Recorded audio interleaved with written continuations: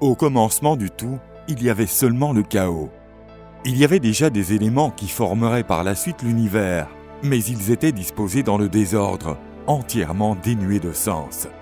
La période chaotique originelle dura une éternité. Gaïa, la terre-mère, émergea de son chaos primordial.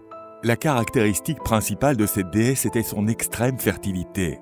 La déesse Gaïa donnerait naissance à notre planète, incarnée par toute la terre qui recouvre notre monde.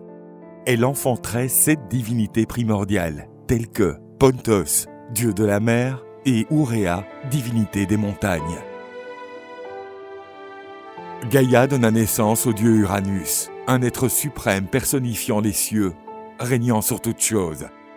Uranus fit de Gaïa sa femme. Pendant la nuit, Nyx, déesse de la nuit, émergea également du chaos. Elle traversait les cieux tous les jours, les recouvrant de ses masses sombres. Au crépuscule, Uranus et Gaïa s'unirent. Les fruits de leur union ne tardèrent pas à éclore. La déesse donna la vie à des créatures à l'aspect repoussant, notamment des hécatonchires, des monstres dotés de 100 bras et de plusieurs têtes, et des cyclopes, des êtres puissants dotés d'un seul œil.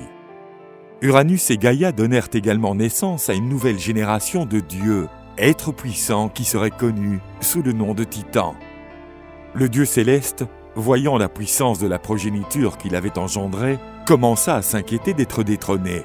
Il passa alors à l'action. Uranus lança tous ses enfants dans le Tartare, un endroit sombre dans les profondeurs de la terre. Consternés, les titans tambourinèrent violemment les murs du Tartare, essayant de s'échapper. Ils étaient piégés dans le ventre de Gaïa. La révolte de ces créatures fut si intense qu'elle provoqua une douleur intense en son sein. Elle souffrit terriblement.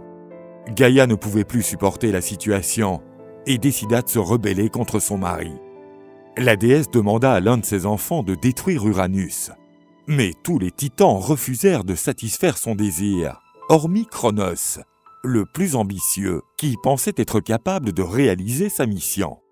Cronos reçut une faux faite de diamants et se dirigea vers les cieux, faisant tournoyer son arme. Dans la résidence céleste d'Uranus, Cronos trouva le dieu suprême en train de dormir sur un nuage. D'un coup sec de faux, le titan émascula son père.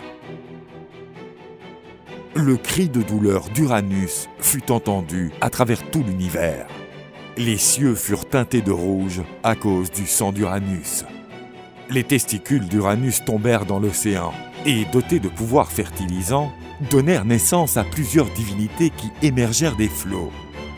Cronos revint triomphalement et libéra ses frères emprisonnés. Grand héros de cette révolte, il fut loué comme maître suprême de l'univers. Cronos ne libéra pas les hécatonchires et les cyclopes, les considérant comme très dangereux. Ils restèrent au Tartare. Après le banquet, le spectre d'Uranus rendit visite au nouveau souverain, qui lui révéla une terrible prophétie. Il lui dit que comme son père, qui avait été détrôné par l'un de ses descendants, Cronos perdrait également son trône, renversé par son propre fils, d'un coup du destin.